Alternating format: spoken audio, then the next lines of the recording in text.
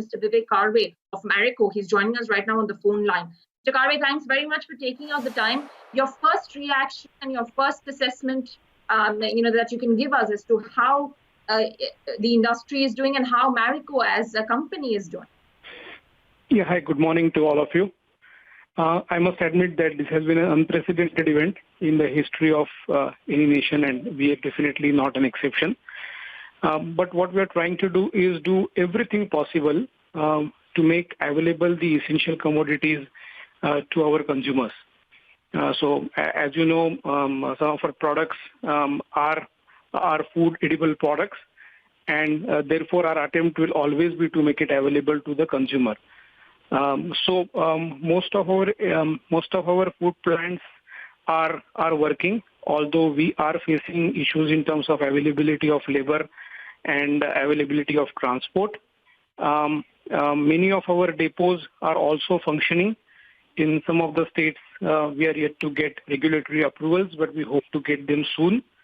So as soon as we have people who can operate, I think we should be up and running to enable supply of essential commodities to distributors and thereafter to the retailers. Mr. Karve, in any shape and form, do you feel that there is a possibility of price reduction? I mean, you're also getting benefits of lower raw material prices. So do you think that there's a possibility of passing that on to consumers in this time? See, right now, our entire effort is to make the product available, and the entire effort is channelized towards that initiative. The reason I ask that, Mr. Karve, is also because, there is very limited cash in hands of people right now. So it is a bit constricted to spend on essential commodities, and therefore any sort of a price leeway could be that much more incrementally positive. And that's the only reason why I asked. No, I understand your query. But if you look at Marico's product portfolio, especially say Saffola edible oil, it's anyway an urban phenomenon. And right now, the consumer's concern will be whether I can get this product. I don't think the concern will be whether I can get it at a reduced price. Okay. So, Mr. Karve, what you're essentially saying is pricing is not the point of debate right now. You're not tinkering with the prices thus far. You're essentially putting out the product on the shelves right now for people to consume.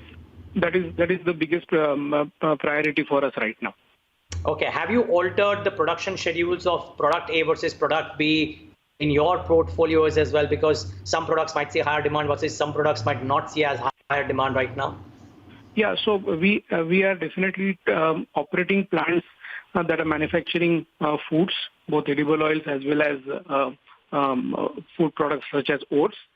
And this is the portfolio which we are prioritizing. In any case, our personal care factories right now we have suspended production till such time we get the regulatory approvals. Okay, so that's only pertaining to the regulatory approvals. Just one small question, Mr. Karve. And again, it's debatable to say what would happen in quarter to quarter, but I'm just trying to wonder, businesses which will probably survive this in a better fashion than others might actually turn out trumps as well. Do you reckon that the not because of the price reduction that you haven't taken, but because of the fact that the commodity prices have come off, that might just help you cushion the possible impacts due to the lockdown a little bit better than what otherwise would have been? Very difficult to answer again, because according to me, the entire COVID lockdown will have medium to long-term implications on capital creation, jobs, and overall consumption. So we also need to weigh that properly before we assess the impact on the business. However, we find comfort in the fact that we have a portfolio which is essential in nature from a consumer point of view, and to that extent, it would provide us with some shield against any possible slowdown. Mr. Karve, aside from the fact that you are a little bit short on labor, is there any issues with the logistics and any issues with the wholesale and the retail channels that you're facing? Yeah, certainly there is definitely going to be an issue with the feet on street, because everybody wants his own safety to be protected. We are definitely not forcing, because for us, safety of our people as well as our extended community is of paramount importance to us.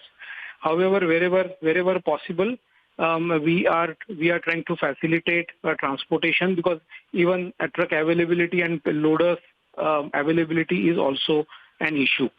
Having said that, we are hoping that modern trade and e-commerce will also eventually get the necessary regulatory approvals to operate. And this could be one channel where we can see some better traction in terms of moving of the goods. So do you feel that your focus now could be more on pushing products through the likes of Flipkart, Amazon, and the likes? Yes, I think our focus is going to be always broad, because we continue to be a company that almost 3/4 of our business still comes from the general trade, like many other companies in the FMCG sector. But yes, in the short term, given the disruption caused because of the outbreak, modern trade and e-commerce are the two channels that we would definitely like to focus a lot on. Right. Mr. Karve, had there been any stocking up of inventory from wholesalers? Are they buying a little more so that, it's like a one-time thing and it's not, they don't have to continuously keep placing orders? So are they really stocking up, or dealer level stocking is not happening? No, right now they are not stocking up, because for them also, they first have to supply to the retailers. So retailers have to come to the wholesalers to buy the goods. And unless and until that process recommences, I don't think the wholesale would be in any position to stock up. Okay. Mr. Karve, one final question. Not really in a boardroom meeting, but in a boardroom meeting that is done at a social distance, what is it that you guys believe would be the out here? Do historical templates of companies facing such crisis prove to be any useful? How long do you think this can linger? Any thoughts there? Okay.